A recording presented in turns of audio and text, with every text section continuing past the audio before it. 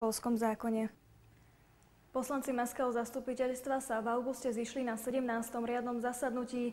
Hlavným dôvodom ich prázdninového stretnutia bolo schválenie príspevkov pre 2 školské zariadenia v meste. Po otvorení zasadnutia sa referovalo o činnosti primátora a mestského úradu. Náčelník mestskej polície informoval aj o kurióznom prípade. Aktivační pracovníci sa odhodlali predávať obyvateľom Záhradnej ulice pracovný odev a materiál slúžiacich pri rekonštrukcii budovy bývalého kina.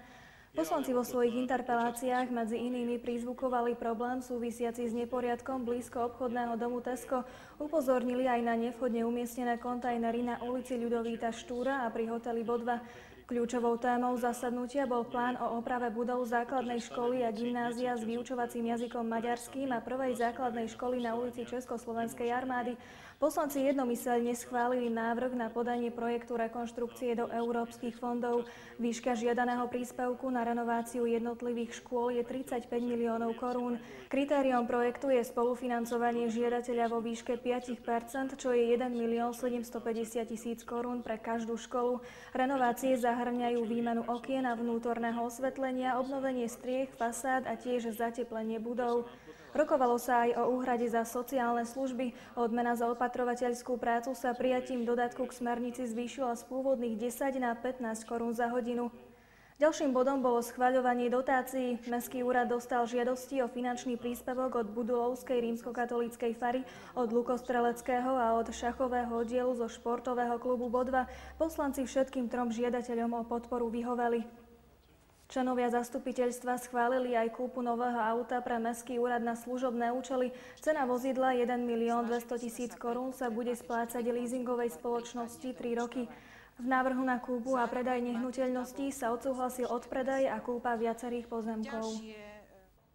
Az Európai Szociális Alapból nyert 17,5 millió korona összegből márciustól 600 munkanélküli felnőtt képzése folyt. A tanfolyam hivatalos befejezésére és a képzést igazoló okiratok átadására még a nyáron került sor.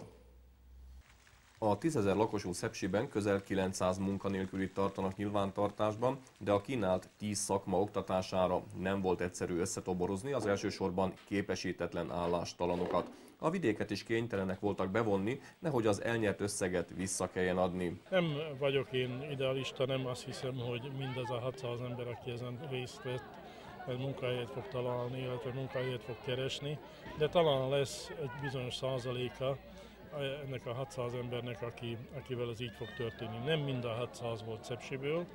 2 tanfolyamot kihelyeztünk, az egyiket Jászóra, kb. 100 emberrel, a másikat Tornára, hasonló részvétellel. Iván László alpolgármester, egyben projektmenedzser is úgy értékelt, hogy volt értelme, de ami fontosabb, a résztvevők is pozitívan nyilatkoztak. Sokat segített, hogy az asszonyok legalább egy pár dolgot megtanultak abban, hogy várni is, meg főzni is. Elsősorban egy számítástechnikájára jártam, és nekem nagyon megtetszett ez a kursz.